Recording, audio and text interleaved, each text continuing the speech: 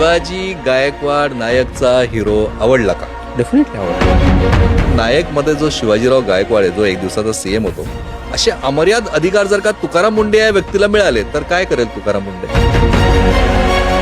ज्यावेळेस तुमचं लग्न ठरलं किंवा लग्न झालं त्यावेळेस माहिती होतं का की तुकाराम मुंडे असा कडक शिस्तीचा माणूस आहे? ती एक वेगळीच गोष्ट आहे. काही जण तुम्हाला वादग्रस्त अधिकारी म्हणतात, काही जण कर्तव्यदक्ष अधिकारी म्हणतात. तुम्हाला स्वतःला काय म्हणून गेला आवडेल? बाजीराव सिंगम वाटत नसलं तरी तुकाराम मुंडे आहे आणि त्याचं अस्तित्व आहे हे कायम जाणवत असतं. डेफिनेटली.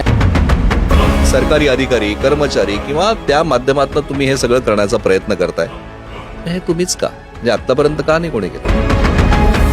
ड्रग माफियांनी तुम्हाला या जागेवरून हटवण्यासाठी 250 कोटी गोळा केले. फक्त 250 कोटी? काही जण तर बदली झाली तुकाराम मुंडेची की पेढे वाटतात. ज्या ठिकाणी तुम्ही काम केलं तिथले अधिकारी कर्मचारी पेढे वाटतात, पण त्याच वेळेस जनता तुमची बदली रद्द व्हावी म्हणून रस्त्यावर उतरते, दुधाचा अभिषेक करते. एकाच वेळेस कॉन्ट्रोवर्शियल, म्हणजे 12 गावचं पाणी पाजून निघालेली व्यक्ती म्हणायला हरकत नाही. दिवस तुमच्यामुळे इतरांचे खराब होतात, तुमची रात्र चांगली जाते का? शांत झोप नाही, लागते का? मी कुणाचीही रात्र किंवा दिवस खराब करत नाही. या सगळ्या विषयात तुम्ही नागरिकांवरच्या परिणामांचा विचार करतात. या सगळ्या विषयामध्ये मुलाला मित्र जमले नाही हा विचार करतात. पण या विषयामध्ये एक व्यक्ती अशी आहे की जी प्रत्येक ठिकाणी तुम्हाला साथ द्यायला असते, तुमची अर्धांगिनी. तिचा विचार करतात की नाही? एफडीए आयुक्त म्हणून काम करताना कधी स्वतःला सिंगम किंवा बाजीराव सिंगम असल्यासारखं वाटतं का? सिनेमातले सरकारी अधिकारी आणि रिअल लाईफ मधले तुम्ही, काय फरक आहे? ते लोकांनी जज करायचं. रस्त्यावर एखाद्या टपरीवर चहा प्यायले? कॉलेजमध्ये पेलेलं आहे. कधी बायकोबरोबर रस्त्यावर जाऊन कधी पाणीपुरी खाल्ली आहे? नाही, स्टॉलवर नाही. पुढची तयारी म्हणून राजकारणात तुमच्यासारखे मुंडे साहेब असले पाहिजे तुम्ही. एवढ्या जर मला कोणी बोललं जरी असेल हां. तर ते आता काही रिव्हील करण्याचं काही कारण नाही. पण असा कधी कोणी प्रयत्न केला का? ऑफर दिली का? म्हणजे नो कमेंट्स. नमस्कार, मी प्रशांत बाग, न्यूज 18 मराठीमध्ये तुम्हा सगळ्यांचं स्वागत करतो. आपल्याला माहिती आहे की वेगवेगळ्या प्रकारचं वातावरण सध्या महाराष्ट्रात आहे. कुठे विधानसभेचं अधिवेशन सुरू आहे, तर कुठेतरी मुसळधार पावसाने वेगवेगळ्या ठिकाणी हाहाकार माजवला आहे. पण या सगळ्या परिस्थितीमध्ये शेतकरी जरी शेतीच्या मशागतीच्या चिंतेत असला तरी महाराष्ट्रामध्ये मात्र अजून एक वादळ घोंगावत आहे. ते अर्थात वादळ जे जन्माला आलेलं आहे ते फूड अँड ड्रग डिपार्टमेंटचं, अन्न आणि औषध प्रशासन. आतापर्यंत फार कमी लोकांना माहीत असलेला विभाग हा गेल्या काही दिवसात, गेल्या काही महिन्यामध्ये अत्यंत घरोघरी प्रत्येकाला माहीत झालेला आहे. कारण ज्या पद्धतीची कार्यपद्धती या एफडीएच्या माध्यमातनं जी एक्झिक्यूट केली जाते, एफडीए कमिशनर म्हणून तुकाराम मुंडे यांनी पदभार स्वीकारला आणि ज्या पद्धतीनं हे एफडीए डिपार्टमेंट कामाला लागलं आणि यानंतर मात्र प्रत्येकाला त्याच्या आयुष्यातलं आरोग्य, त्याच्या अत्यंत महत्त्वाच्या मूलभूत गरजा, समस्या, औषधं, ड्रग्ज अशा अनेक वेगवेगळ्या गोष्टींचे वेगवेगळे अर्थ समोर लागले. काही धक्कादायक होते. आणि याच कारवाईच्या माध्यमातून सर्वसामान्य माणसाशी जोडलेली नाळ म्हणून ज्या व्यक्तीला बघितलं जातं ते तुकाराम मुंडे आज आपल्यासोबत आहेत. थँक्यू. तुकारामजी, तुमचं स्वागत न्यूज 18 मराठीच्या या प्लॅटफॉर्मवर. संत तुकाराम म्हणतात की केल्याने होतं आहे रे, आधी केलेची पाहिजे. ते संत तुकाराम म्हणाले. आणि आजच्या जगातला तुकाराम केल्याने होत आहे रे, आधी केल्याची पाहिजे म्हणतोय. आणखीन दुनियाभरच्या गोष्टी करतोय. नेमकं काय आहे? अन्न, औषध, प्रशासन, सगळे मेडिकलच्या मागे लागलात, सगळे फूड अँड ड्रग्सच्या मागे लागलात. वेगवेगळ्या प्रकारच्या कारवाईंनी अक्षरशः तुम्ही महाराष्ट्र तुमच्या एफडीएनं जिवंत करून ठेवलाय. काय नेमकं यामागचं कारण काय? आपण जर मुळामध्ये बघितलं तर गेल्या अनेक दशकामध्ये माणसाच्या आरोग्यावरती एक विपरीत परिणाम झालेला आहे.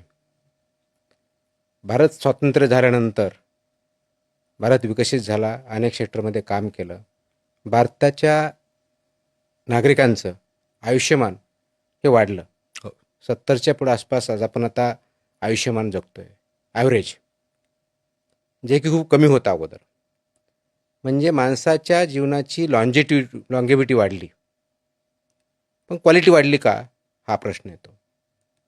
आणि क्वालिटीशी निगडीत बाकी सगळे प्रश्न समोर येतात. आपण जे जीवन जगतोय आणि आपल्याला जे डिजीजेस होत आहेत, आरोग्य आहे, इंडिपेंडन्सच्या वेळेस सर्वसाधारणपणे कम्युनिकेबल डिजीजेसचं प्रमाण 60 ते 70% आसपास होतं. आज कम्युनिकेबल डिजीजेस जे आहेत त्याचं प्रमाण व्यस्त होऊन ऑलमोस्ट 30 ते 35% खाली गेलेला आहे. म्हणजे सगळे लाईफस्टाईलवर आधारित सगळे जे आणि वेगवेगळे रोग. नॉन कम्युनिकेबल डिजीजेस जे आहेत हम्म. त्याचं प्रमाण अगदी 60%च्या पुढे गेलेलं आहे, ज्याला आपण साध्या भाषेत लाईफस्टाईल डिजीजेस म्हणतो. म्हणजे एका बाजूला टेक्नॉलॉजी वाढली, आपली पब्लिक हेल्थ सिस्टम काम करायला लागली, त्याचे परिणाम दिसायला लागले, पण त्याचे परिणाम कम्युनिकेबल डिजीजेस कमी करण्याबरोबरच ट्रीटमेंटमुळं, आरोग्य म्हणजे आमच्या औषधोपचारामुळं हे शक्य झालं.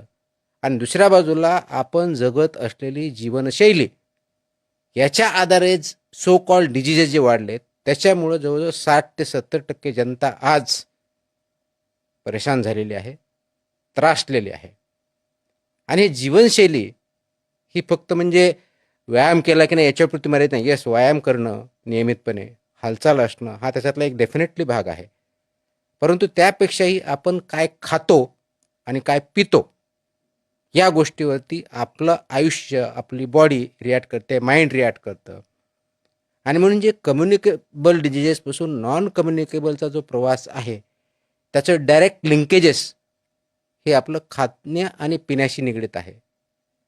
आणि बऱ्याच जणांना हे माहीत नाही, याचं रिलेशन या फूड अँड ड्रग ॲडमिनिस्ट्रेशन जे आहे याच्या क्वालिटीशी संबंधित आहे, याच्या इम्प्लिमेंटेशनशी संबंधित आहे. आपण अगोदर म्हणायचो की घरात खावं, घरात जेवण करावं आणि खेळण्यासाठी बाहेर जावं. आज बाहेर खायला जातो आणि एंटरटेन मात्र घरामध्ये टी व्ही किंवा मोबाईलवर बघतो. हे एवढं रिव्हर्स झालेलं आहे. आणि रिव्हर्स झालेलं जे प्रमाण आहे की त्याचाच भाग बाहेर ज्यावेळेस खायला जातो तर आपलं क्वालिटी अन्न काय आहे, आपण पाणी पितोय किंवा दूध पितोय, जेवण जे करतोय ते योग्य की अयोग्य. पण तुम्ही बरोबर आहे, तुम्ही म्हणाला तर हा मुद्दा मांडला की खरोखर हा बदल प्रत्येक कुटुंबामध्ये होत चाललाय. पण घरामध्ये सुद्धा जी फळं येतात म्हणजे त्याच्यामध्ये सुद्धा केमिकल असतं, काही ठिकाणी इंजेक्शन दिले जात आहेत, काही ठिकाणी वेगळ्या शेतीवर जंतुनाशक फवारणीच्या नावाखाली वेगवेगळ्या प्रकारच्या केमिकलचा वापर केला जातोय. सरकार नावाची यंत्रणा पहिल्यापासून या सगळ्या गोष्टींवर अंकुश ठेवण्यासाठी होती. त्याच व्यवस्थेचा एक भाग म्हणून तुम्ही या सगळ्यांकडे बघताय आणि त्याच व्यवस्थेचे एक सरकारी अधिकारी, कर्मचारी किंवा त्या माध्यमातून तुम्ही हे सगळं करण्याचा प्रयत्न करताय. मग हे तुम्हीच का? म्हणजे आतापर्यंत का नाही कोणी केलं? मला वाटतं प्रत्येकाने करण्याचा प्रयत्न केला. कुणाला यश आलं असेल, कुणाला तेवढं यश आलं नसेल, कुणाला तेवढी पब्लिसिटी भेटली असेल, कुणाला तेवढी भेटली असेल. प्रश्न फक्त कोण होतं किंवा कोणतं डिपार्टमेंट एवढ्यापुरतं मर्यादित नाही आहे. प्रश्न हा पूर्ण समाजाचा, समाजामधल्या प्रत्येक घटकाचा आहे. मग ॲज अ रेग्युलेटर, FDA म्हणून ॲज अ रेग्युलेटर म्हणून म्हणतो, हा एवढ्यापुरता मर्यादित नाही आहे. तर याच्यामध्ये काम करणारे फूड बिझनेस ऑपरेटर, फूडच्या बाबतीत जर बोलायचं असेल ते आहेत, किंवा मेडिसिनच्या बाबतीत तर ड्रगच्या बाबतीत मॅन्युफॅक्चरर्स, डिस्ट्रीब्युटर्स यांच्या बाबतीतला आहे, किंवा हॉस्पिटलच्या बाबतीतला आहे. आता ह्या ज्यावेळेस म्हणतो तर याच्यामध्ये एक बेसिक फरक 2006मध्ये आला. त्याच्या अगोदर आपल्याकडे कायदा जो होता तो prevention of food adulteration act होता. म्हणजे अन्नधान्याची भेसळ थांबवणं हा कायदा होता. तो 1950च्या दशकात 1954-56च्या आसपासचा तो कायदा आहे. म्हणजे अन्नामधली भेसळ थांबवणे हा त्याच्या पाठीमागचा उद्देश होता. 2006मध्ये याच्यामध्ये 360 डिग्री चेंज झाला आणि जो नवीन कायदा आला की food safety and standards authority of India हा ॲक्ट 2006मध्ये पास झाला आणि 2011पासून त्याची अंमलबजावणी सुरू झाली. म्हणजे भेसळ रोखण्यापासून ते फूडचे स्टँडर्ड्स आणि सेफ्टी याच्यापर्यंतचा 360 डिग्री जो चेंज झाला ह्या कायद्यामुळे झाला. आणि म्हणून आपला बघण्याचा दृष्टिकोन म्हणजे ॲज अ प्रशासन म्हणून बघण्याचा दृष्टिकोन हा भेसळ थांबवण्यापुरता मर्यादित न राहता जे फूडचे जे स्टँडर्ड्स आहेत आणि फूडची जी सेफ्टी आहे, त्याची जी एफिकेसी आहे, हे बघण्यापर्यंत चेंज झाला. आणि म्हणून हा बदल मुळामध्ये 2011पासून इम्प्लिमेंटेशनला सुरू झाला. कारण 2006ला जरी कायदा आला त्याचे नियम 2011ला बनले आणि त्याच्यानंतर वेगवेगळ्या प्रकारचे रेग्युलेशन स्टँडर्ड्स. तरीही 2011 नियम झाले, आज 2026 मध्ये आपण आहोत. म्हणजे तरीही अंमलबजावणी अधिकृतपणे काटेकोरपणे व्हायला 15 वर्ष जावी लागली किंवा तुकाराम मुंढे यावे लागले, असं आजच्या तारखेला सर्वसामान्य माणूस म्हणतोय. म्हणजे एफडीएचा सिंघम म्हणून एक नवीन उपाधी तुमच्या नावानं चर्चेत आलेली आहे. म्हणजे की काय सांगाल, म्हणजे की लोकांच्या या अशा भावना बोलक्या आमच्यापर्यंत पोहोचतायत? लोकांच्या भावना मी समजू शकतो. 2011पासून आत्तापर्यंत जे वेगवेगळ्या म्हणजे ऑथॉरिटीच्या मार्फत, फसाई ऑथॉरिटीमार्फत फूडच्या बाबतीत जे रेग्युलेशन्स केलेले आहेत ते जवळजवळ 28 प्रकारचे रेग्युलेशन आत्तापर्यंत इश्यू झालेले आहेत किंवा त्यांनी ऑर्डर आलेले आहेत किंवा ते इस्टॅब्लिश झालेले आहेत. त्या 28पैकी 22 रेग्युलेशन हे फूडच्या सेफ्टी आणि स्टँडर्डच्या बाबतीतले आहेत. बाकीचे 6 जे आहेत ते मुळामध्ये ऑथॉरिटी कशी चालू आहे याच्या बाबतीतले आहेत. हे 22 जे रेग्युलेशन आहेत त्याच्यातला मूळ एक रेग्युलेशन जो आहे रजिस्ट्रेशन किंवा लायसन्सिंग ज्याला म्हणतो फूड बिझनेस ऑपरेटर्स यांच्या बाबतीतला आहे. हा रेग्युलेशन बऱ्यापैकीही इम्प्लिमेंट होत आलेला आहे. 100% नाही आहे, पण बऱ्यापैकी त्याचं इम्प्लिमेंटेशन होतं की फूड बिझनेसेसमध्ये जो कोणी काम करत असेल त्याला रजिस्ट्रेशन किंवा लायसन्सशिवाय काम करता येत नाही. हे बऱ्यापैकी इम्प्लिमेंटेशन चालू आहे. लोकांनाही माहीत आहे किंवा FBOलाही माहीत आहे. अजूनही असे बरेच फूड बिझनेस ऑपरेटर आहेत ते विदाऊट लायसन्स चालतात किंवा विदाऊट रजिस्ट्रेशन. म्हणजे ते टर्नओव्हरच्या याच्यानुसार ठरतं. रजिस्ट्रेशन हे 1.5 कोटीपर्यंतचा ज्यांचा टर्नओव्हर असेल त्याला रजिस्ट्रेशन देतो. 1.5 कोटीच्या वरची जी असेल तर आपण तर लायसन्सेस म्हणजे पळवाट शोधणारे अजूनही आहेत. आणि डेफिनेटली याचमुळे वेगवेगळ्या प्रकारचे व्यापारी, फार्मसिस्ट, काही डॉक्टर्स, म्हणजे या सगळ्यांना तुम्ही एक दहशतवादी वाटता की काय? म्हणजे की अशा प्रकारचं एक चित्र आहे की म्हणजे की तुकाराम मुंडे हे ज्या पद्धतीनं काम करताय, हे स्वतःची दहशत माजवण्याचं काम करताय, अशा प्रकारचे सुद्धा एक आरोप एकीकडे होत आहे. तर दुसरीकडे सर्वसामान्य माणसं दुधाने अभिषेकही करताय. तुमचं काय आहे नेमकं हे?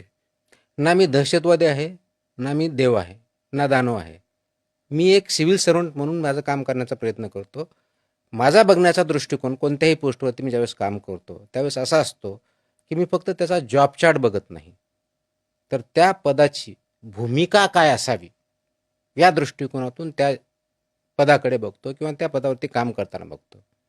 म्हणून as a commissioner food and drug administration ज्यावेळेस बघतो त्यावेळेस 2 विंग आहे त्याच्यामध्ये. एक मागे तुम्ही हेल्थ सुद्धा बघितलं होतं, त्याचाही फायदा तुम्हाला? डेफिनेटली जे आपण सांगता की वेगवेगळ्या सेक्टरमध्ये काम करण्याचा डेफिनेटली फायदा होतो. त्याचं एक नॉलेज येतं, त्याचे इम्प्लिमेंटेशन किंवा खाचखळगे माहीत होतात, याचा डेफिनेटली फायदा होतो. पण मुळामध्ये फूड किंवा ड्रग ॲडमिनिस्ट्रेशनमध्ये काम करताना याचं रिलेशन प्रत्येक जन्मलेल्या बाळापासून ते वयोवृद्धापर्यंत सगळ्यांशी संबंधित आहे. हो, हे मात्र निश्चित. अगदी दूध पिण्यापासून ते कोणत्याही अन्न सेवन करण्यापर्यंत किंवा औषधं जे आहे ते औषधं घेण्यापासून ते शेवटपर्यंत ट्रीटमेंट करण्यापर्यंत इन्स्ट्रुमेंटपर्यंत हे फूड आणि ड्रग ॲडमिनिस्ट्रेशन याच्याशी संबंधित येतं.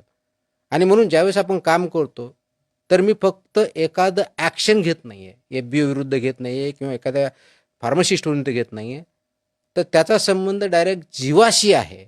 म्हणून त्याच्यावरची प्रत्येक चुकीची गोष्ट हे एक जीव गमावू शकतं आणि ती योग्य केली तर जीव वाचू शकतं.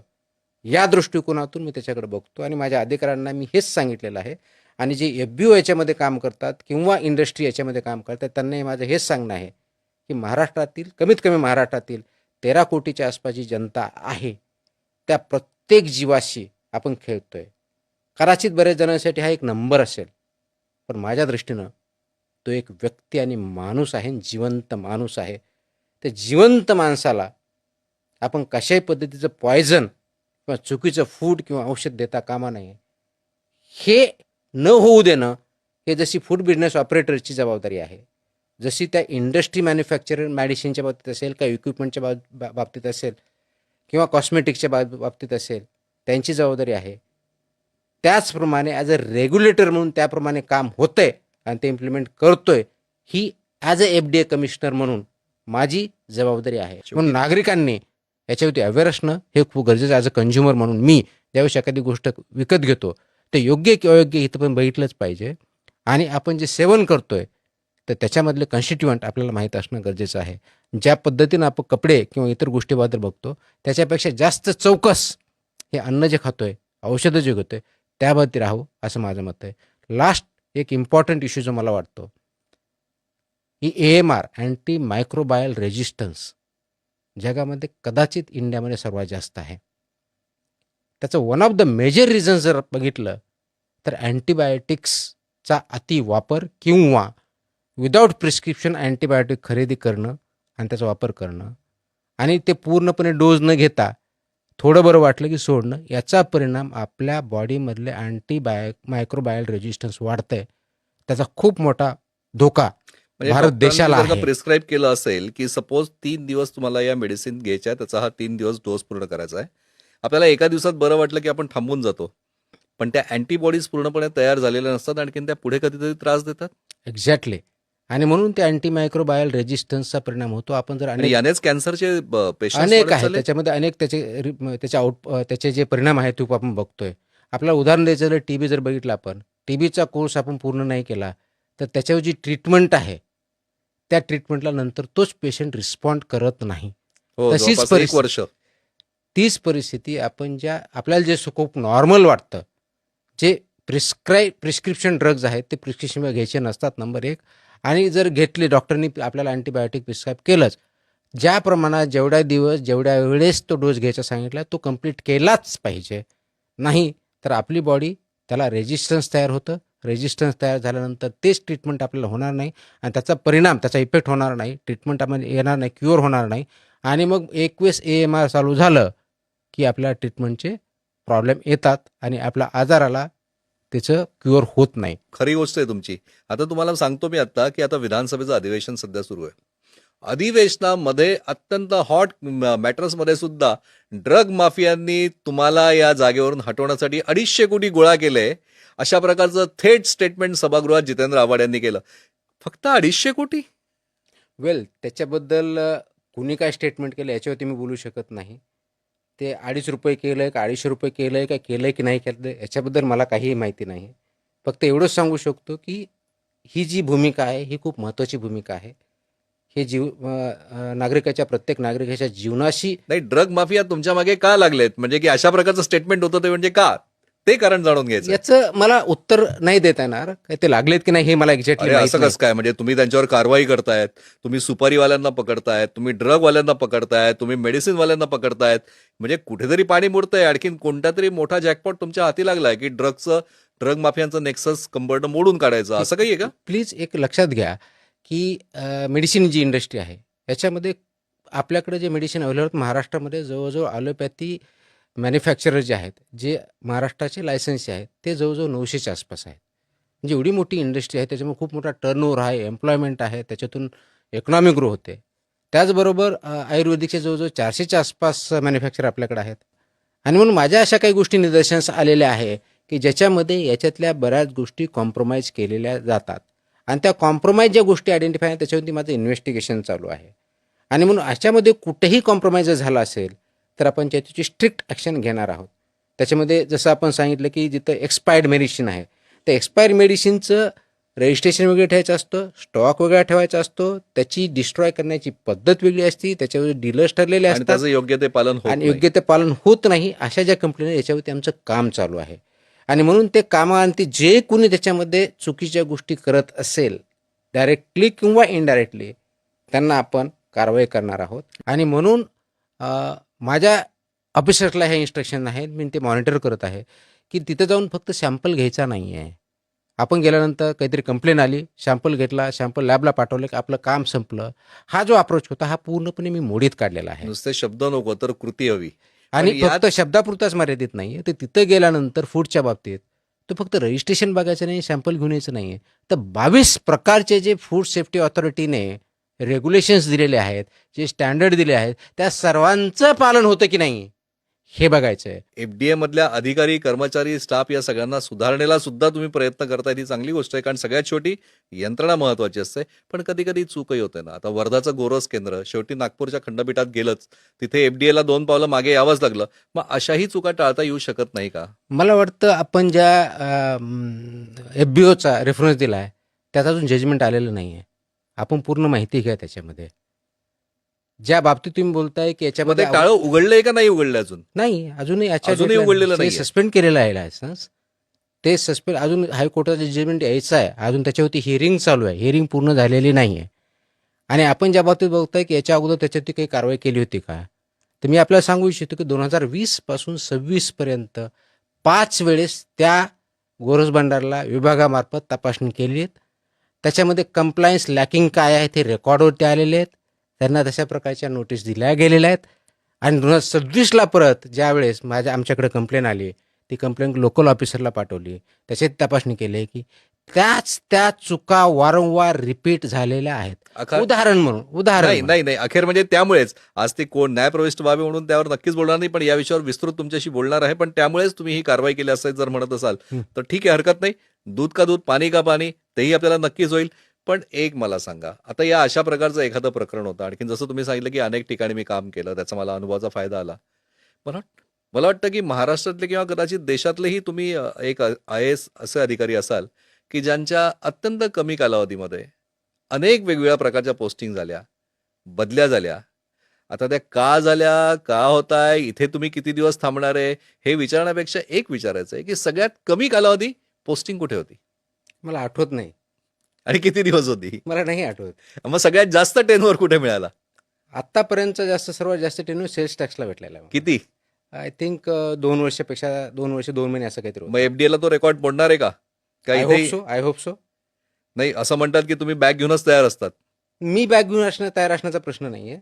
हं. कारण बदल्या झाल्यामुळं बऱ्याच वेळेस असं झालेलं आहे की माझ्या पत्नीनं अर्धांगिनीनं की एक तर सामान कमी आहे, ते सोडायचं आणि बांधायचं यापेक्षा जे आवश्यक आहे तेवढंच सोडायचं आणि तेवढाच वापर करायचा.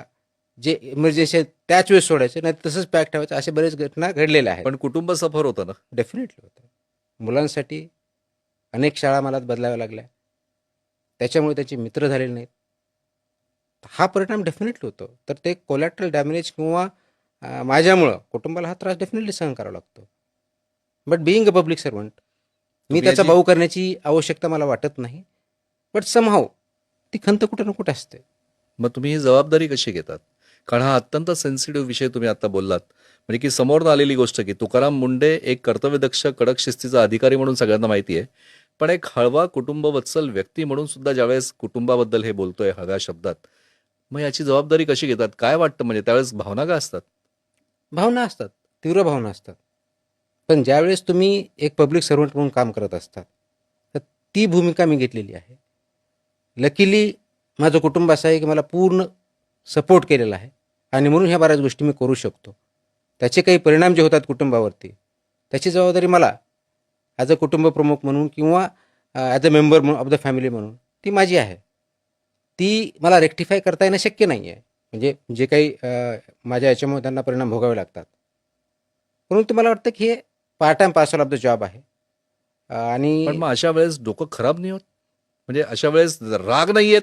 ह्या सगळ्या गोष्टी आहेत, इमोशन आहेत. मी पण माणूस आहे, रॉबोट नाही आहे. त्याच्यामुळं इमोशन डेफिनेटली आहेत. पण इमोशनच्या आहारी न जाता रॅशनल विचार करून आपल्याला जी भूमिका पार पाडायची त्या दृष्टिकोनातून पुढे जाण्याचा प्रयत्न मी करत असतो. त्याच्यात सक्सेस होतो का सक्सेस होत नाही, फेलियर होतं, हा आपल्या सर्वांचा ॲज ॲनालिसिसचा पार्ट आहे. त्याच्यावरती आपण ते कमेंट करू शकता. पण डेफिनेटली याचा परिणाम विचार डेफिनेटली होतो आणि म्हणून याच्यावरती इंटरॅक्शन फॅमिलीमध्ये होतं. पण ते आता बऱ्याच वर्षापासून आम्ही ते सोडून दिलेलं आहे. आईचं आणि मुलाचं कम्युनिकेशन हे जास्त असतं. बापाचं आणि मुलाचं कम्युनिकेशन हे कमी असतं. बापाला कधी-कधी मुलाशी बोलताना व्यक्त सुद्धा होत नसतं. आत्ता तुम्ही बोलता-बोलता सांगितलं, की त्याचे मित्र जुळले नाही, काही नाही. म्हणजे या गोष्टीची खंत तुमच्या बोलण्यातनं जाणवते. काय जाणवतं मुलाबद्दल? मग कसं वाढवताय तुम्ही एक बाप म्हणून कसं? म्हणजे मुलाच्या बाबतीत असं झालं की 5वी पर्यंत त्याच्या 6 शाळा बदलल्या गेल्या. कारण दरवर्षी चेंज व्हायची. म्हणजे तो अगदी सुरुवात मुंबईपासून झाली, मग सोलापूर, मग नवी मुंबई, पुणे, नाशिक, परत मुंबई, हा प्रवास त्याला करावा लागला. आणि एका ठिकाणी एकापेक्षा जास्त वर्ष कधी त्याला भेटले नाही. आणि मग इथं आल्यानंतर मात्र त्याला एका शाळेत ठेवलं, म्हणून तेव्हापासून तो थोडा स्टेबल झाला. परंतु त्याच्यामुळं कल्चरल शॉक, मित्र, मित्रपरिवार हा त्याला कधी डेव्हलप करता आला नाही. त्याचा परिणाम डेफिनेटली त्याच्यामध्ये माझे मित्र नाहीत हे होतं. आणि मग त्याच्यानंतर बदली ज्यावेळेस व्हायची त्यावेळेस त्याला पहिला प्रश्न असा असतो की आता तुमच्याबरोबर मला यायचं आहे का? परत माझी शाळा बदलायची आहे का? आणि त्यावेळेस ही कठीण परिस्थिती असते. परंतु त्याला फेस करावं लागतं. कारण जर भूमिका तुमची आहे, भूमिका तुम्ही घेतलेली आहे, एक रोल घेतलेला आहे आणि तो जर आपल्याला तडीस न्यायचा आहे ॲज अ पब्लिक सर्वंट म्हणून, तर ते माझं दायित्व आहे. या सगळ्या विषयामध्ये तुम्ही नागरिकांवरच्या परिणामांचा विचार करतात. या सगळ्या विषयामध्ये मुलाला मित्र जमले नाही हा विचार करतात. पण या विषयामध्ये एक व्यक्ती अशी आहे की जी प्रत्येक ठिकाणी तुम्हाला साथ द्यायला असते, तुमची अर्धांगिनी. तिचा विचार करतात की नाही? का त्या ठिकाणी तुम्ही घरात गेल्यावर सुद्धा तुकाराम मुंडे असतात? नाही, घरातलं वातावरण पूर्णपणे वेगळं असतं. ऑफकोर्स दोन्ही गोष्टी सेग्रिगेट करणं अजून मला परफेक्टली जमलेलं नाही. ज्यावेळेस तुमचं लग्न ठरलं किंवा लग्न झालं त्यावेळेस माहिती होतं का की तुकाराम मुंडे असा कडक शिस्तीचा माणूस आहे? ती एक वेगळीच गोष्ट आहे. ज्यावेळेस लग्न जमलं त्यावेळेस मी नागपूरला CEO होतो. माझी नुकतीच पोस्टिंग झालेली होती आणि ज्यावेळेस आमचं इंट्रोडक्शन झालं अरेंज मॅरेज असल्यामुळं, त्या मीटिंगमध्ये बोलताना मी क्लिअरली सांगितलं होतं की माझा स्वभाव असा आहे आणि मला हे करायचं आहे. आणि त्यावेळेस बोलताना हेही बोललो होतो की मला काम करताना तुझ्या जर अशा काही वेगळ्या अपेक्षा असतील की मला खूप मोठ्या गाड्या भेटतील किंवा असं काहीतरी होईल, तर आपण पुढे जायला नको. पण तुझी जर ही तयारी असेल की मी as a public servant dedicated आहे, माझा फोकस हा पब्लिक सर्व्हिस राहणार आहे आणि तू माझी साथ देऊ शकते, तर आपण त्याच्यावरती विचार करू शकतो.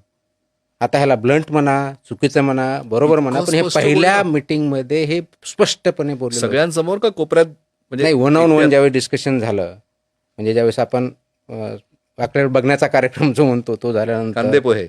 कांदे पोहे म्हणूयात, त्याच्यानंतर एक 15-20 मिनटं आम्हाला इंटरॅक्शन करण्यासाठी वेळ दिलेला होता. त्यावेळेस वन ऑन वन ज्यावेळेस इंटरॅक्शन दिलं, पहिल्या इंटरॅक्शनमधली आमची इंटरॅक्शन आहे. उत्तर काय मिळालं? उत्तर त्यावेळेस म्हणलं की त्यावेळेस तर मी काही विचारून जाणार का, पण त्याच्यात पुढे जायचं असेल, पण नंतर आम्ही ज्यावेळेस आत्ता हे इंटरॅक्शन करतो आणि मी असं हसतमध्ये मजाकमध्ये विचारत असतो की असं तू काय बघितलं माझ्यामध्ये की ज्याच्यामुळं मी हे एवढं बोललं असतानाही होकार दिला. होकार दिला. मला सरप्रायझिंगली उत्तर हे भेटतं, तुमची जी समाजाबद्दलची तळमळ होती त्या वाक्यामुळंच मी लग्न केलं. मग तुकाराम मुंडे आपल्याच बायकोच्या प्रेमात खरा केव्हा पडला? तो तुकाराम मुंडे ज्यावेळेस पहिल्यांदा लग्नाची मागणीचं बोलणं झालं, उत्तर दिलं त्यावेळेस का? आय थिंक असं लव्ह ॲट फर्स्ट साईट असा काही प्रकार मला जाणवला नाही. परंतु जसं आम्ही इंटरॅक्शन करत गेलो, विचार जुळत गेले, आय थिंक तसं प्रेम वाढत गेलं. आणि आज आमचे विचार जरी डिफरन्सेस नाही असं मी बिलकुल म्हणणार नाही, डिफरन्सेस आहेत. परंतु ज्या पद्धतीनं तिने घराची दुसरी बाजू हँडल केलेली आहे, खऱ्या अर्थाने अर्धांगिनी म्हणून केलेली आहे. हो, कारण ती तुकाराम मुंडे वाखाणण्याजोगी सोबत जमवून घेणं हा जरा अवघड पार्ट आहे, असं तुकाराम मुंडे या व्यक्तीला ओळखणारी प्रत्येक व्यक्ती म्हणते. त्यामुळे खरं क्रेडिट जर कोणाचं असेल तर वहिनींचं, असं आपण. Definitely I openly agree that की तिने ज्या पद्धतीनं हँडल केलेलं आहे ते वाखाणण्याजोगंच आहे. आणि मजाकमध्ये ती बोलताना असं म्हणत असते, माझ्याशिवाय दुसरं तुम्हाला कोणी हँडल करू शकलं नसतं. कधी बायकोबरोबर भाजी घ्यायला, किराणा आणायला कधी जाणं होतं? रेअर जातो असतो, पण रेअर आहे. का बरं? आवडत नाही? नाही, आवडण्याचा प्रश्न नाही आहे. जर समजा असा जर 24/7 मी जर विचार कामाचा करत असेल तर मला नंतर सांगितलं की न आलेलं बरं, कारण तुम्ही कामात जरी बरोबर नेलं तर विचार मात्र कामाचा पण असतो. वाटत नाही हे चुकतंय कुठेतरी? डेफिनेटली हा जो कुटुंबाला, पत्नीला, मुलांना वेळ दिला पाहिजे, म्हणजे घराचं, म्हणजे आपण सर्व्हिस म्हणून सगळ्यांचं आरोग्य सांभाळतोय ही सगळ्यात मोठी गोष्ट आहे. पण त्याचबरोबर कुटुंब हा सुद्धा आपला एक आधार असतो, मानसिक आधार असतो. कधी ते आपला आधार असतात, कधी आपण त्यांचे असतो. नाही, डेफिनेटली याच्यामध्ये माझ्या त्रुटी भरपूर आहेत. मी त्या ओपनली मान्य केलेल्या आहे. त्यांच्यावरती रेक्टिफाय करण्याचा डेफिनेटली माझा प्रयत्न असतो. ओपनली मान्य म्हणजे वहिनींना मान्य केलंय का? वहिनींसमोर मान्य केलंय का? मुलासमोर मान्य केलंय का? ऑफकोर्स केलेलं का आहे. फक्त भावाने सांगितलं की नाही तुकाराम तुला हे करायचंय म्हणून? नाही. फक्त भावापुरतं मर्यादित नाही ना? नाही, ॲब्सोल्युटली नाही. आणि नाही तर याच्यामध्ये ह्या बीडच्या त्रुटी- त्या गावात गेल्यानंतर त्या आठवणी जाग्या होतील. नाही, आता बीडचा जाण्याचा तसा संबंध येतच नाही. ऑलमोस्ट मी फक्त दिपोळीला 1 दिवस जात असतो गेल्या 8-10 वर्षापासून. परंतु हे मान्य केलं आहे आणि याच्यावर इम्प्रूव्ह करण्याचा डेफिनेटली प्रयत्न करतो. बट अनफॉर्च्युनेटली अजूनही माझा फोकस एवढा असतो पब्लिक वर्कवरती किंवा पब्लिक सर्व्हिसमध्ये की मी थॉटने बऱ्याच वेळेस नसतो. आणि म्हणून त्यांचं असं असतं की तुम्ही न आलेलं मार्केटमध्ये किंवा बरं आहे, कारण तुम्ही आमच्याबरोबर फिजिकली असता, मनाने मात्र तुमच्या कामात असता. तुम्ही ज्यावेळेस पूर्णपणे मनाने याल त्याच वेळेस या. म्हणून मग असं कधी करावंसं वाटलं नाही? डेफिनेटली ते प्रयत्न चालू आहेत माझे. त्याच्यातून मला पूर्णपणे यश आलं असं मी काय म्हणणार नाही. अर्थ आहे याच्यात? म्हणजे की इतकी वर्ष झाली, एक अधिकारी दुसऱ्यांना वळण लावण्याचं काम करतोय, स्वतःला वळण लावू शकला नाही आतापर्यंत. हे जरा ऐकायला जड वाटतं. म्हणजे स्वतःवर मेहनत, जसं तुम्ही लोकांना सांगतात की बाबा स्वतःवर मेहनत घ्या, तसं मग तुम्हाला नाही वाटत की स्वतःवरही आपण मेहनत घेतली पाहिजे, काम केलं पाहिजे? आणि म्हणून अजूनही त्याच्यावर जास्त प्रयत्न करेल. प्रयत्नवादी आहे. सिनेमा वगैरे बघतात का? कधी कधी बघतो. कोणते? सगळ्याच प्रकारचे, हिंदी, इंग्लिश. नायक सिनेमा बघितलाय का? हो, येस. बघितलाय. मग त्या नायक मध्ये जो शिवाजीराव गायकवाड आहे, जो 1 दिवसाचा सीएम होतो, असे अमर्याद अधिकार जर का तुकाराम मुंडे या व्यक्तीला मिळाले तर काय करेल तुकाराम मुंडे? मला वाटतं लोकशाहीमध्ये अमर्याद अधिकार कुणालाच नसतात. हो म्हणजे कोणीही व्यक्ती जरी असला, हो, पण अशा अधिकारी प्रकारचे अधिकार जर का आले हातात, see as a public servant म्हणून मी अनेक वेळेस बोलतो की आपलं काम ॲज अ पब्लिक सर्वंट म्हणून समाजाला वरच्या स्तरावरती नेणं, गायडन्स करणं, एम्पावर करणं हे आहे. समाज जेवढा विकसित होईल तेवढा आपला देश, व्यक्ती विकसित होतील आणि प्रोडक्टिव्हिटी वाढेल, हॅपी होईल. म्हणून ॲज अ पब्लिक सर्वंट त्या सेक्टरमधला असताना ज्याही रोलमध्ये मला असेल, कोणताही रोल असेल, तर ते प्रत्येक दिवशी प्रत्येक मोमेंटला पुढचा 1 इंच तरी वाढत कसं जाईल या दृष्टिकोनातून बघणं गरजेचं आहे. आणि हे करताना हे पूर्णपणे ट्रान्सपरंट असेल, हे पूर्णपणे अकाउंटेबिलिटीच्या दृष्टिकोनातून असेल आणि जो गोल किंवा रोल शिवाजी गायकवाड नायकचा हिरो आवडला का? डेफिनेटली आवडला मला. कुणाला मग आवडणार नाही म्हणजे मग याचं- मग बरेच जण तुम्हाला त्या नायकचा शिवाजी गायकवाड म्हणतात. मग नाही, मी पब्लिक सर्वंट आहे, सिव्हिल सर्वंट आहेत. मला लिमिटेशन्स माहिती आहेत आणि त्याप्रमाणे मी काम करण्याचा कोणी प्रयत्न नायकचा शिवाजी गायकवाड म्हणतं, कोणी म्हणतं की एफडीएचा आय नवा सिंघम. अप्रिशिएट की लोकांच्या ज्या भावना आहेत डेफिनेटली त्या मला मान्य आहेत. त्या मी चांगल्या दृष्टिकोनातून घेतो आणि मला जास्तीत जास्त चांगलं कसं काम करता येईल या दृष्टीने त्याचा मी प्रयत्न करतो. पण बरेच वेगवेगळ्या प्रकारचे नावं. आता काही जण तुम्हाला वादग्रस्त अधिकारी म्हणतात, काही जण कर्तव्यदक्ष अधिकारी म्हणतात, काही जण कडक शिस्तीचा अधिकारी म्हणतात.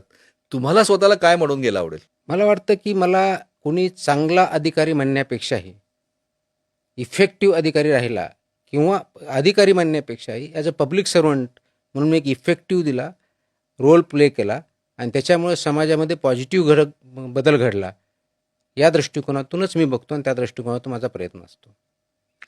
बरोबर आहे. पण आता वेगवेगळ्या ठिकाणी तुम्ही प्रयत्न करत जरी असले, तरी काही ठिकाणी क्लॅशेस होतात. म्हणजे की स्थानिक राजकारण्यांशी होतात, वेगळ्या राजकीय नेतृत्वाशी होतात आणि याच्यातनं अनेक वेगळ्या प्रकारच्या कॉन्ट्रोवर्सी क्रिएट होतात. रात्री झोप लागते का शांत? कॉन्ट्रोवर्सी मी माझ्या दृष्टिकोनातून प्रयत्न करत नाही की कॉन्ट्रोवर्सी व्हावी म्हणून. नाही, पण दिवस तुमच्यामुळे इतरांचे खराब होतात. तुमची रात्र चांगली जाते का? शांत झोप नाही, लागते मी का? मी कुणाचीही रात्र किंवा दिवस खराब करत नाही. मी बेसिकली समाजाला किंवा माझा जो रोल आहे तो पुढं कसं जाईल योग्यरित्या हे करण्याचा प्रयत्न करत असतो. हो, पण होतात ना लोकांच्या रात्री डेफिनेटली, खराब. कारण मी जसं अर्थात सांगितलं अर्थात ते ते त्याच. कोणताही निर्णयाला दोन्ही बाजू असणार हो. आहे. त्याच्यामुळे त्याचा इम्पॅक्ट जो लॉ आहे ॲज मी आता समजा कमिशनर म्हणून आहे तर कमिशनरचं लॉ इम्प्लिमेंट करण्याचं काम आहे किंवा ज्यावेळेस मी सचिव म्हणून काम करतो त्याच्यामध्ये पॉलिसी फॉर्म्युलेशनसाठी एक रोल असतो. त्यावेळेस ते वेगळ्या पद्धतीने करायचा असतो. जी भूमिका आहे ती परिणामकारकरित्या पारदर्शकपणे कसे करता येईल आणि त्याचा फायदा मॅक्सिमम लोकांना कसा होईल किंवा नागरिकांना कसा होईल हे बघणं माझं ॲज अ पब्लिक सर्वंट म्हणून काम आहे. त्याच्यामुळं डेफिनेटली काही पॉझिटिव्ह इफेक्ट होतील, मोस्टली अपेक्षित आहे. काही त्याच्यावरती ॲडव्हर्सली इफेक्ट झालेले असतील. म्हणून ते काही माझे शत्रू नाही आहेत किंवा म्हणजे त्यांना मला त्रास द्यायचा. नाण्याच्या दोन्ही बाजू आहे. एक पुस्तकही येत आहे तुमच्यावर, म्हणजे की आता अनेक वेगळ्या, म्हणजे की बीडच्या गावातला एक सर्वसामान्य मध्यमवर्गीय कुटुंबातला एक मुलगा, जो आज या ठिकाणी तुकाराम मुंडे स्वतःच्या नावाची एक स्वतंत्र ओळख तयार करण्यात यशस्वी झालेला आहे. खरोखर लहानपणापासूनच इच्छा होती की आपल्याला सर्व्हिसमध्ये जायची? नाही, आपण उल्लेख आपल्याला- केला पुस्तकाच्या बाबतीतला. पुस्तक मी ऐकलं, कारण मी लिहिलेलं नाही आहे. मला त्याच्यावरती विचारणा पण झाली नाही आहे. परंतु इनडायरेक्टली माझ्यापर्यंत हे आलेलं आहे आणि मध्ये काही सोशल मीडिया आणि पेपरमध्ये वाचलं. नाही, पण तुम्ही जर का तुम्हाला कोणत्याही प्रकारची परवानगी न घेता तुमच्यावर पुस्तक येत आहे? कारण त्या पुस्तकाची चर्चा खूप आहे. एनी ऑथर जो असेल तो कुणाला विचारून त्याच्यावरती पुस्तक लिहित नसतो. ओके. आणि मला जेवढी माहिती भेटली ते कळल्यानंतर तर त्याच्यानंतर ते रिसर्च बेस्ड बायोग्राफी आहे असं मला सांगण्यात आलं किंवा मला माहिती पडलेली ओके. आहे. आणि म्हणून जर त्यांनी तेच म्हणजे आता पुस्तकाला मलाही त्याची उत्सुकता नेमकं त्याच्यात काय लिहिलेलं आहे तुम्हाला बोलवलंय की नाही? मला पुस्तकाच्या त्याच्यामध्ये प्रकाशनाचा कार्यक्रम होणार आहे? प्रकाशनाच्या कार्यक्रमाला मला बोलवलेलं आहे. जाणार आहात की नाही? डेफिनेटली जाईल. गुड. त्यांनी बोलवलं आहे तर मलाही त्या पुस्तकाबद्दल उत्सुकता आहे की नेमकं माझ्याबद्दलचे काय त्याच्यावरती त्याच्यात लिहिलेलं आहे. होपफुली ते कम्प्लीट असावं, करेक्ट असावं, फॅक्च्युअल असावं. आणि नसेल तर? नसेल तर फक्त माझे विचार जे काय वाटल्यानंतर मी त्या ऑथरला सांगेल, पब्लिशरला सांगेल की हे चुकीचं आहे की बरोबर आहे, मला जे योग्य वाटतं ते अयोग्य. परंतु त्याच्यातून फॅक्च्युअल गोष्टी आणि ॲनालिटिकल गोष्टी इव्हन माझ्यावरती क्रिटिसिझम जरी केलेलं असेल तरी ते योग्य असावं एवढीच अपेक्षा आहे. राहिला प्रश्न आपण जो दुसरा पार्ट याच्यामध्ये विचारला की मी कधी ठरवलं.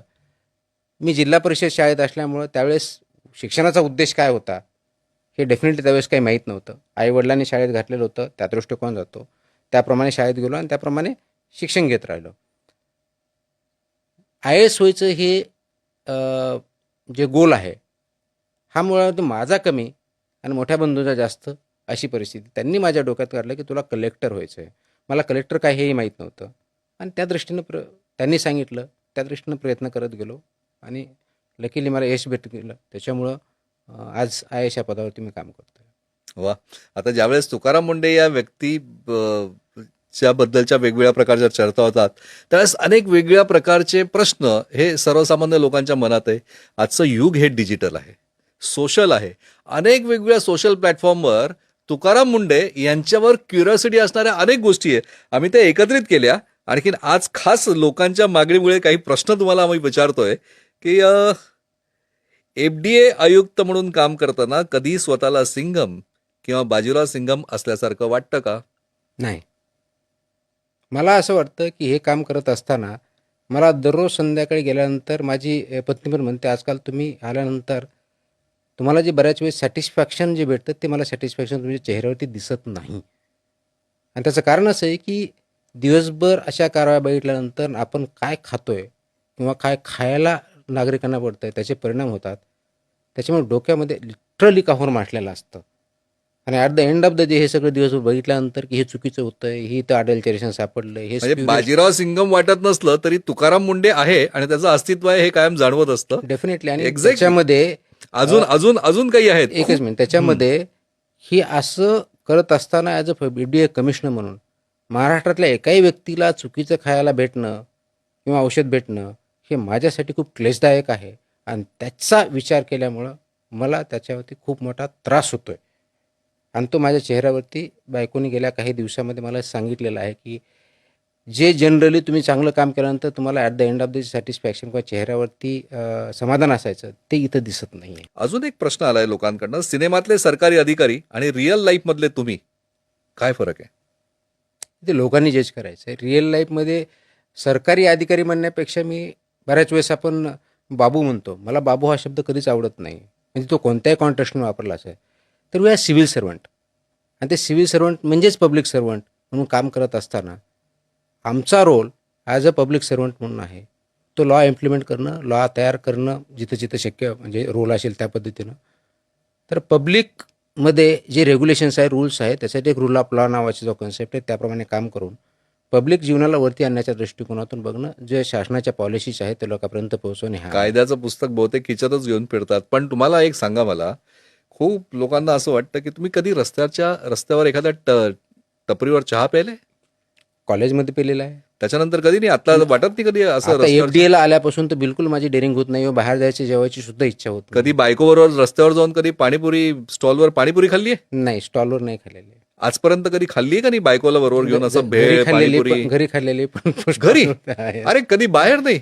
अरे जो सर्वसामान्य माणूस आनंद घेतो तो आनंद तुम्ही घेतलाय की नाही? आता तर माझी डेअरिंग होणार नाही, रेकमेंड पण करणार आहे रस्त्यावरचं काही नाही, खायला. आता तुम्ही डेअरिंग करणार नाही हो, पण यापूर्वी कधी बायकोबरोबर असं फेरफटका मारायला, कुठे भेळ खायला, पाणीपुरी खायला असं कधी? रस्त्यावर नाही, डेफिनेटली. बरं मला एक सांगा, सर्वसामान्यांनी हॉटेलमध्ये गेल्यानंतर आधी मेनू तपासावा, नंतर त्या हॉटेलमधले काय काय तपासावं, म्हणजे की तिथलं मेनू कार्ड की स्वच्छता? 3-4 गोष्टी कंपल्सरी बघाव्यात. आपण एखाद्या हॉटेलमध्ये जातोय त्यावेळेस ते लायसन्स्ड हॉटेल आहे का, म्हणजे प्रॉमिनंट भागावरती फसायचं लायसन्स आहे की नाही हे बघण्यापेक्षा ते म्हणजे तो ऑलरेडी रजिस्टर्ड किंवा लायसन्स्ड आहे की नाही. कारण ते करताना आपण जे काही प्रोसिजर पाळतो लायसन्स देताना काही गोष्टी बेसिक बघत असतो, ते बघावं. ते प्रॉमिनंट नसेल तर त्यांना दाखवा म्हणावं. त्याच्यावरती आपला कोड असतो, मोबाईलच्या माध्यमातून त्याच्यावरती जर बघितलं तर स्कॅन करून त्याचं सँक्शन कधीपर्यंत आहे, लायसन्स कधीपर्यंत आहे, कोणत्या गोष्टीसाठी लायसन्स दिलेलं आहे हे कळेल. ते नसेल तर तिथून आपण बाहेर पडावं, कंप्लेंट करावं. हा पहिला मुद्दा. हा, पण तेच कंप्लेंट कोणाला करायची? हॉटेलच्या मॅनेजरला का थेट तुकाराम मुंडेंना फोन ते करायचा? दोन्ही आपल्या त्याच्यामध्ये आपल्याला लँडलाईन म्हणजे ज्याला आपण एक नंबर दिलेला आहे त्याच्यावरती डायरेक्टली आपण करू शकता फोन करून. दुसरं आपल्याकडं ॲप मेल करू शकता. तिसरं लँडलाईनवरून फोन करू शकता आणि फॉस्कास्ट फूडच्या बाबतीत फॉस्कास्टचा ॲप पण आहे त्याच्यावरती करू शकता. असे मल्टिपल माध्यम आपण त्यांना दिलेले आणि पुढच्या काही दिवसामध्ये आपल्या FDAचा एक टोटल एक वेब लिंक येते, ती लोड केल्यानंतर त्याच्यावरती सुद्धा करू शकता. तर म्हणजे असे मल्टिपल बरेच know your pharmacist, know your restaurant. Know your म्हणून नाही, पण हे जे आपलं कोड आहे म्हणजे ज्याच्यावरती लायसन्स आहे त्याच्यावरती हे सगळे डिटेल्स आहेत, स्कॅन केलं तर आपल्याला त्याच्यावरती भेटतील. हा पहिला मुद्दा. दुसरा, मेनू ज्यावेळेस चेक करतो तर मेनूमध्ये की जे पदार्थ देतात त्याचे कॅलरी लिहिलेले आहेत का, त्याचे इन्ग्रेडियंट काय आहेत हे बघायचं. स्वच्छता तर बघितलीच पाहिजे, पण त्याचबरोबर बऱ्याच ठिकाणी डायरेक्टली पिण्याची बॉटल पाण्यावरती आणून ठेवल्याचं तो त्याच्याऐवजी त्यांनी ड्रिंकिंग वॉटर जे पोर्टेबल आहे ते त्यांनी बंधनकारक आहे. आपण तसे आदेश पण काढलेले आहेत. जेणेकरून विकत म्हणजे पॅकेज ड्रिंकिंग वॉटर घेणं कंपल्सरी नाही आहे. प्रत्येक जे काही हॉटेल असेल, रेस्टॉरंट असेल, त्यांनी free of cost drinking portable water available portable water प्रत्येकाला दिलंच दिलं पाहिजे. पाहिजे. टॅप वॉटर दिलंच पाहिजे, जे योग्य ते त्या पद्धतीनं म्हणजे ॲक्वागार्डचं असलं पाहिजे, म्हणजे ते मिनरलाइज फिल्टर्ड असलं वॉटर, पाहिजे. पोर्टेबल वॉटर ज्याला म्हणतो. शुद्ध दुधाची नेमकी व्याख्या काय हो? शुद्ध दूध हे टेक्निकल लँग्वेजमध्ये त्याला असं म्हणतात की दूध हे ॲनिमलच्या मॅमरी ग्लँडमधून काढलेलं ते फक्त दूध. त्याच्यापासून जे काही पदार्थ बनवले जातात ते मिल्क प्रॉडक्ट म्हणतात, दुग्धजन्य पदार्थ. आणि त्याच्यामध्ये कोणत्या प्रकारचं पाणी टाकलेलं नाही, कोणतं अडल्चरेशन टाकलेलं नाही आहे, कोणता पदार्थ ॲड केलेला नाही आहे किंवा सबस्ट्रॅक्ट केलेला नाही. याला होलसेल मिल्क असं म्हणतात. आणि ते म्हणजेच प्युअर मिल्क आहे. ओके. याच्या व्यतिरिक्त जे एक आहे, एक तर प्युअर मिल्क नाही किंवा दुग्धजन्य पदार्थ आहेत. दुग्धजन्य पदार्थ आपण म्हणजे ते पावडर पासून जे तयार होतं, पावडर त्याला पासून पाणी टाकून आपण बरेच दूध म्हणतो, दूध नाही, ते दुग्धजन्य पदार्थ आहे. ते एखाद्या तुम्ही अनेक वेगळ्या मेडिकल स्टोअरवर कारवाई करतात. असं म्हणतात की कोणत्याही डॉक्टरचं प्रिस्क्रिप्शन जे आहे ते त्या मेडिकल स्टोअरवाल्यालाच वाचता येतं. तुम्हाला कधी ते प्रिस्क्रिप्शन वाचता येतं का? नाही, मी वेगळाच. आता लकीली मी हेल्थ कमिशनर पण होतो 2 महिन्यासाठी. सुप्रीम कोर्टाचं त्याच्यामध्ये एक जजमेंट आहे.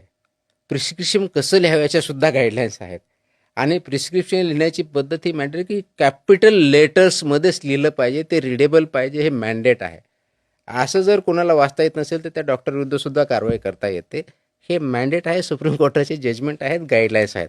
त्या फॉलो इम्प्लिमेंट करणं एवढाच इश्यू आहे. सगळ्यात महत्वाचं ते त्याच्यामुळे फार्मासिस्टकडे जाताना ज्या पर्टिक्युलरली प्रिस्क्राईब ड्रग्ज आहेत किंवा मेडिसिन्स आहेत ते प्रिस्क्रिप्शनशिवाय देता येणार नाही. त्याचं रेकॉर्ड त्यांच्याकडे ठेवणं परमनंटली अपेक्षित आहे, जे काही ड्युरेशन ठेवलं आहे त्याप्रमाणे. आणि ते वाचता जर येत नसेल तर ते हेल्थ ऑथॉरिटी किंवा आमच्याकडे दोघांकडे तक्रार कंप्लेंट होऊ करू शकते. शकतात आणि त्याच्यावरती आम्ही कारवाई करू एक अजून एक मोठा प्रश्न सर्वसामान्य माणसाला काय मनात येतो की जेनेरिक औषधंही स्वस्त असतात. ती कमी गुणवत्तेची असतात म्हणून स्वस्त असतात का, असाही एक प्रश्न येतो. नेमकं काय, म्हणजे तुम्ही FDA कमिशनर आहात? नाही, याच्यामध्ये जेनरिक औषध कमी गुणवत्तेचे म्हणून नसतात. मुळामध्ये आपण याच्यात बघितलं पाहिजे की प्रोप्रायटरी प्रोडक्ट जे असतात, जे इंटेलेक्च्युअल प्रॉपर्टी राईटच्या माध्यमातून ज्यांनी रिसर्च केलेला आहे, डेव्हलप केलेलं आहे, त्यांना त्यांच्या बुद्धिमत्तेच्या आधारे, कष्टाच्या आधारे ज्यांनी रिसर्च करून प्रॉडक्ट तयार केलेलं आहे, त्याचं रेम्युनरेशन किंवा त्याचा मोबदला भेटावा म्हणून त्यांना काही वर्ष हे प्रॉपर्टी राईट दिलेले असतात आणि ते प्रॉडक्ट तयार करतात आणि ते मार्केटमध्ये देतात. काही वर्षानंतर तो इंटेलेक्च्युअल प्रॉपर्टी राईट कमी होऊन त्याच पद्धतीचं तीच प्रोसेस तयार करून दुसरे पण मॅन्युफॅक्चर ते तयार करू शकतात. मेथॉडॉलॉजी कदाचित वेगळी असू शकते, प्रोसेस ज्याला म्हणतो ती वेगळी असू शकते. म्हणून तो इंटेलेक्च्युअल प्रॉपर्टी राईटचा पिरियड संपल्यानंतर फक्त तो इंटेलेक्च्युअल प्रॉपर्टीवर तेवढाच प्रोडक्ट न करता त्याच प्रोसेसेस दुसऱ्या मार्फत करू शकतात. आणि म्हणून याच्यामध्ये त्याची कॉस्ट कमी होते. मेथॉडॉलॉजी वेगळी किंवा प्रोसेस म्हणजे वेगळी म्हणजे वाटण्यामुळे. थोडक्यात सर्वसामान्य माणसाने जेनेरिक क्वालिटी औषधं तीच असायला घेण्यापासून लागते. घाबरू नये कधी, बिलकुल सगळ्यात नाही. महत्वाचं. हो. या पदावर आल्यानंतर कधी कोणत्या नातेवाईकांनी, मित्रांनी कधी फोन केला का की बुवा जरा आम्हाला चांगलं माल कुठे मिळेल, चांगलं क्वालिटी फूड कुठे मिळेल, जरा सांग, कुठल्या रेस्टॉरंटला जाऊ? काही मित्र काही विचारू शकतात. विचारतात. म्हणजे मी कोणतं FDA अप्रूव्ड कोणते प्रॉडक्ट्स आहेत का, ते FDA अप्रूव्ड प्रॉडक्ट नसतात. FDA अप्रूव्ड FBOज किंवा म्हणजे FDOचं लायसन्स असणारे FBOज असतात किंवा मॅन्युफॅक्चरर्स असतात. परंतु ते जे प्रॉडक्ट्स असतात ते स्टँडर्ड असावेत, फसाई नॉर्मप्रमाणे फूडच्या बाबतीत असावेत किंवा ड्रग अँड कॉस्मेटिक ॲक्टनुसार मेडिसिनच्या बाबतीत असावे, हे अपेक्षित आहे. त्याच्यामुळे FDA अप्रूव्ड प्रॉडक्ट नसतो. FDA अप्रूव्ड लायसन्स्ड प्रोडक्शन करणारे, मॅन्युफॅक्चर करणारे किंवा FBO हे असतात. त्यांनी ते स्टँडर्ड्स पाळायचे असतात, इम्प्लिमेंट करायचे असतात. त्याच्यामुळे मला दुधाच्या बाबतीत बरेच विचारतात की मी कोणत्या डेअरीचं दूध घेऊ. तर हे कोणत्या डेअरीचं दूध हे घेऊ मी हे सांगू शकत नाही. हे मात्र असं काही आपल्याला डाऊट वाटला तर त्यांची आम्ही तपासण्या करतो, ज्याच्या आणि पब्लिकला मग असं कधी म्हणत नाही का, एखाद्या मित्राने विचारलं कोणत्या डेअरीचं दूध घेऊ, मी सांगू शकत नाही असं म्हटल्यानंतर काही कामाचा नाही, असं कधी कोणी? बिलकुल त्याचे उत्तर येतात. मग कशाला कारवाई करतो हाही प्रश्न पडतो त्याच्यामध्ये. परंतु जोकचा पाठापाठ जरी सोडला तरी याच्यामध्ये चांगले काम करणारे खूप उद्योजक आहेत, खूप FBOज आहेत, मॅन्युफॅक्चरर्स आहेत, हे सर्व आहेत. परंतु चुकीचं काम करणारेही तसेच आहेत आणि म्हणून जे चुकीचे आहेत ते आपल्याला बाजूला करायचे आहेत. त्यांच्यावरती कारवाई करायची आहे आणि जे योग्य आहेत ते मार्केटमध्ये राहतील आणि ते मार्केटमध्ये राहून जे स्टँडर्ड्स आहेत त्याप्रमाणे फूड किंवा मेडिसिन जर दिले किंवा इक्विपमेंट जर दिले तर लोकांचं आरोग्य चांगलं राहील आणि आयुष्य ते चांगलं जगू शकतील. हा उद्देश हा आपला आहे. आणि म्हणून पहिल्या दिवशी ज्यावेळेस मी जॉईन झाल्यानंतर एक आम्ही अभियान जे महाराष्ट्रामध्ये चालू केलं की safe food, safe drugs, safe Maharashtra. आणि त्याचबरोबर असंही म्हटलं होतं मी की those businesses who are abiding by law abiding they have nothing to fear. Exactly. आणि दृश्य जे स्वरूपात. करत नाहीत they have nowhere to hide. Exactly. आणि दृश्य स्वरूपात आता या गोष्टी दिसायला लागल्यात. कधी राजकारणात याची इच्छा नाही झाली का? नाही, तो माझा कप ऑफ टी नाही आहे. हो, पण कधी कोणत्या राजकीय पक्षांनी, नेत्यांनी कधी प्रयत्न नाही केला की बेगमी करून ठेवतात ना, पुढचा विचार करून जे चालतात त्यांना राजकारणी म्हणतात. तसं तुमच्या बाबतीत असं मला थोडंसं- नाही वाटत. पुढचा विचार करून माणूस चालतो. मग तो राजकारणी असेल, अधिकारी असेल, पत्रकार नाही, म्हणून असेल, दूरदृष्टिकोन असतो ना. तो समोरचं बघून चाललं तर त्याला मग कधी कोणी futuristic. ऑफर नाही दिली का की पुढची तयारी म्हणून राजकारणात तुमच्यासारखे मला मुंडे साहेब वाटलं असले पाहिजे तुम्ही? एवढ्या जर मला कोणी बोललं जरी असेल हां. तर ते आता काही रिव्हील करण्याचं काही कारण नाही. आणि अच्छा, ते- रिव्हील तो करण्याचं काय कारण प्लॅट- म्हणजे पाणी कुठेतरी मुरतंय त्या कोणी. प्लॅटफॉर्मवरती हे बोलण्याचं कारण नाही, कारण ते वैयक्तिक गोष्टी लेवलला कोणी काही बोललं असेल. परंतु मला माहिती आहे, मी सिव्हिल सर्वंट आहे, मी पब्लिक सर्वंट आहे, माझ्या लिमिटेशन्स मला माहिती आहे. त्याच्यामुळं politics is not my cup of T. नाही नाही, तो या प्लॅटफॉर्मवर बोलण्याचं कारण नाही हे मला मान्य आहे. पण असा कधी कोणी प्रयत्न केला का, ऑफर दिली का, म्हणजे की असं कधी कोणी कधी बोलले का? No comments.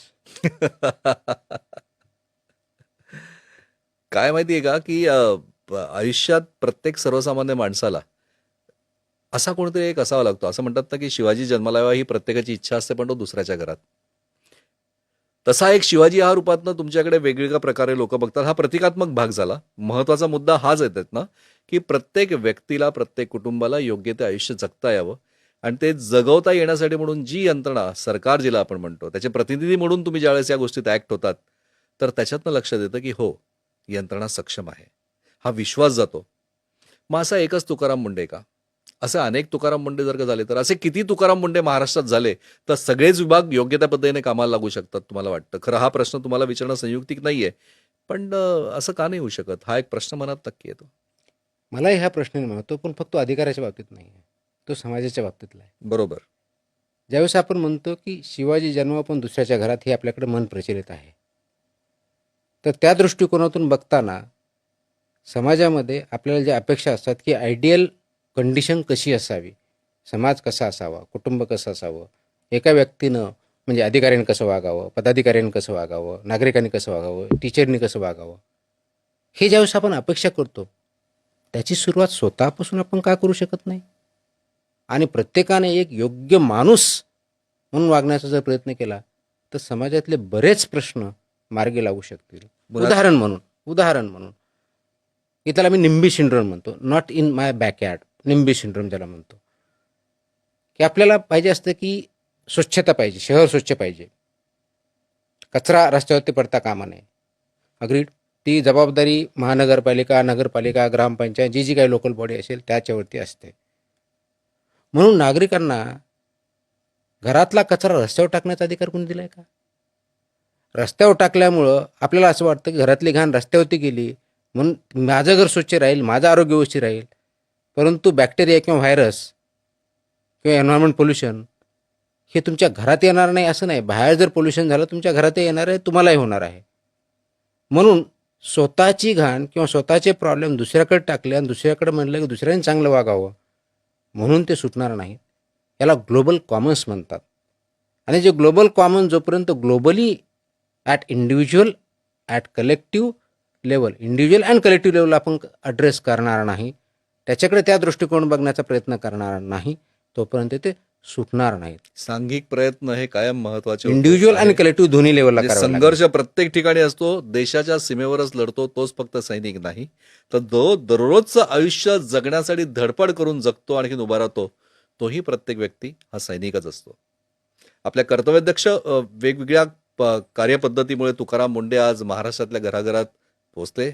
या ठिकाणी धडाकेबाज कामगिरी त्यांनी सुरुवात केली आहे. अधिक चांगल्या पद्धतीनं काम करायची संधी त्यांना मिळो आणि ज्या प्रकारचं भ्रष्ट व्यवस्थेमध्ये वेगवेगळ्या लोकांनी जे सगळं रान उठवलेलं आहे या सगळ्यांचं कंबरडं मोडण्याचं त्यांना बळ देवो आणि प्रत्येक सर्वसामान्य व्यक्तीने सुद्धा त्यांच्यापर्यंत पोहोचो. हे असे अनेक विषय आपण सातत्याने येणार आहोत आणि तुकाराम मुंडे यांचा प्रवास हा वेगळ्या पद्धतीनं आपल्यासमोर येतोय. तोही येत्या दिवसामध्ये आपण अजून उलगडून दाखवणार आहोत. तोपर्यंत तुम्ही कुठेही जाऊ नका. पाहत राहा फक्त न्यूज 18 मराठी.